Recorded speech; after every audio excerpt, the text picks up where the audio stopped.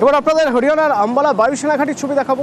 তার কারণ আম্বালার বায়ুসেনা ঘাঁটি, সেখানে যুদ্ধ বিমান রাফালে রাষ্ট্রপতি সওয়ার হলেন। একটু ডিটেলে জানবো, আমার সঙ্গে মৈত্রী রয়েছেন। মৈত্রী,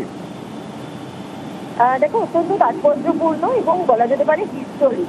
তার কারণ হচ্ছে রাফাল এমন একটি যুদ্ধ বিমান যার সঙ্গে অনেক বিতর্ক জড়িয়েছিল, যে রাফালের ইন্ডাকশনের পেছনে অনেক বক্তব্য ছিল, কিন্তু তার সঙ্গে সঙ্গেই কিন্তু রাফাল সেই যুদ্ধ বিমান, যে যুদ্ধ বিমানকে ব্যবহার করা হয়েছিল, তার একটা বড় রোল ছিল অপারেশন সিন্দুরের সময়, এবং যে রাফাল ভেঙে পড়া নিয়েও কিন্তু প্রচুর প্রশ্ন উঠেছিল।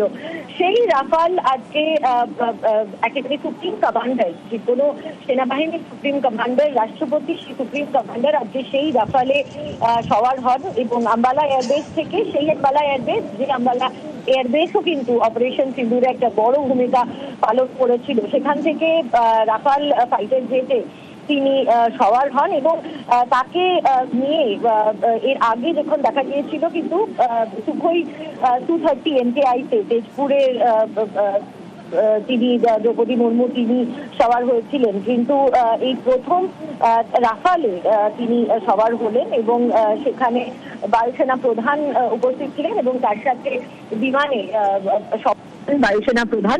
এবং শুধু হিস্টোরিক মোমেন্ট এবং অনেকটাই বেশি কিন্তু এর সঙ্গে সঙ্গেই এটার একটা ভ্যালু, এটার একটা কিন্তু ইঙ্গিতও জড়িয়ে রয়েছে আজকের এই ঐতিহাসিক রাষ্ট্রপতির উড়ানের সঙ্গে সঙ্গে। ধন্যবাদ।